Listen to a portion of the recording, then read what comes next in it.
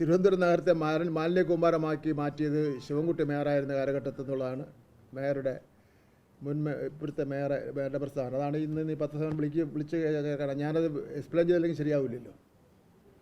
തിരുവനന്തപുരത്തെ ബഹുമാന്യനായ mayor Shri V Rajesh വെളുപ്പശാല പദ്ധതി തകർത്ത് തിരുവനന്തപുരത്തെ മാലിന്യ കൂമ്പാരമാക്കിയത് ശിവൻകുട്ടിയുടെ നേതൃത്വത്തിലാണെന്ന് പ്രസ്താവിച്ചത് കണ്ടു. വെളുപ്പശാല മാലിന്യ സംസ്കരണ പദ്ധതിയുടെ ചരിത്രം ഞാൻ പറയാം. 1995 ഞാൻ തിരുവനന്തപുരം മേയറായി ചുമതലയേറ്റെടുക്കുന്നു. അന്ന് വി രാജേഷ് അടക്കമുള്ള യുവാക്കൾ ഏറ്റെടുത്ത ഒരു മുദ്രാവാക്യമായിരുന്നു ഗ്രീൻ സിറ്റി ക്ലീൻ സിറ്റി.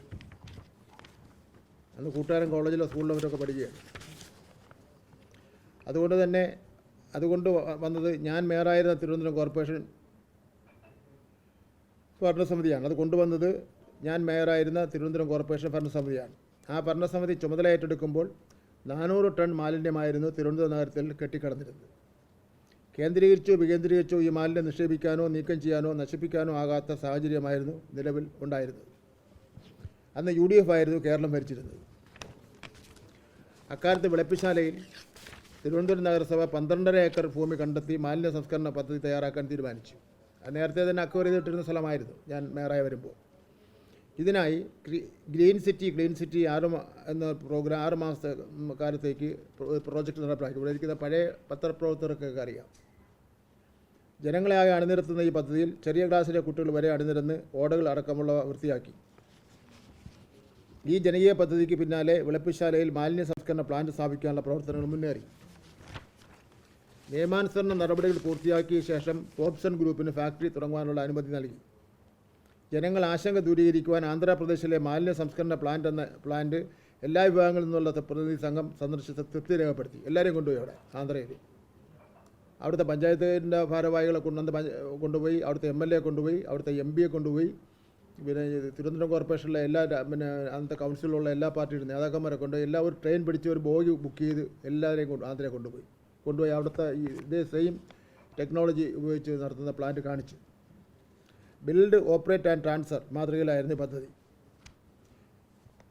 ഒരു നിശ്ചിത ഘട്ടം കഴിഞ്ഞിട്ട് ഈ ഫാക്ടറി കോർപ്പറേഷനെ ഏൽപ്പിക്കും. കെട്ടിക്കിടക്കുന്ന 400 ടൺ മാലിന്യം വളമാക്കുവാനുള്ള പദ്ധതി അന്നത്തെ മുഖ്യമന്ത്രി ശ്രീ K. നയനാർ ഉദ്ഘാടനം ചെയ്തു. മാലിന്യത്തെ ജൈവവളമാക്കാനായിരുന്നു പദ്ധതി. പിന്നീട് എൻ്റെ മേയർ കാലാവധിക്ക് ശേഷം പ്രൊഫസർ J. ചന്ദ്ര, ശ്രീ ജയൻ ബാബു, ശ്രീമതി ചന്ദ്രിക എന്നിവർ നേതൃത്വം നൽകിയ നഗരസഭാ ഭരണസമിതി വിജയകരമായി ഈ പദ്ധതി മുന്നോട്ട് കൊണ്ടുപോയി. 15 വർഷക്കാലം വീണ്ടും മുന്നോട്ട് കൊണ്ടുപോയി. കേരളത്തിലെ ഒരു തദ്ദേശഭരണ സ്ഥാപനം ഇത്തരം ഒരു പദ്ധതി നടപ്പിലാക്കിയിട്ടില്ലായിരുന്നു. എന്നാൽ നിയമസഭാ തെരഞ്ഞെടുപ്പിന് മുന്നോടിയായി ശ്രീ ഉമ്മൻചാണ്ടി വെളുപ്പശാല ഫാക്ടറി പൂട്ടിക്കുമെന്ന് പ്രഖ്യാപിച്ചു. വെളുപ്പശാല ഒന്ന് പ്രഖ്യാപിച്ചതാണ്.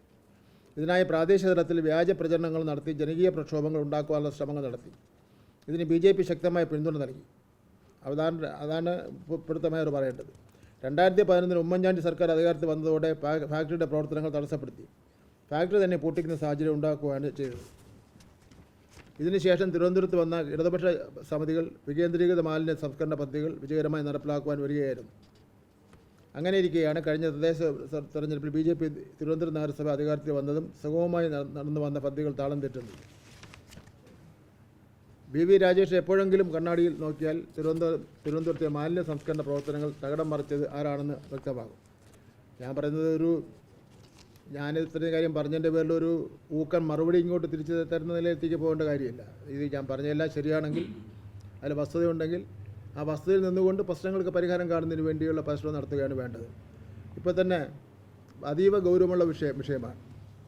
സംസ്ഥാനത്താകെ ഈ കാലാവസ്ഥാ വ്യതിയാനത്തിൻ്റെ അടിസ്ഥാനത്തിൽ പാമ്പിൻ്റെ ശല്യം വളരെ ഗുരുതരമായി വന്നിരിക്കുകയാണ്. പാമ്പിൻ്റെ ശല്യം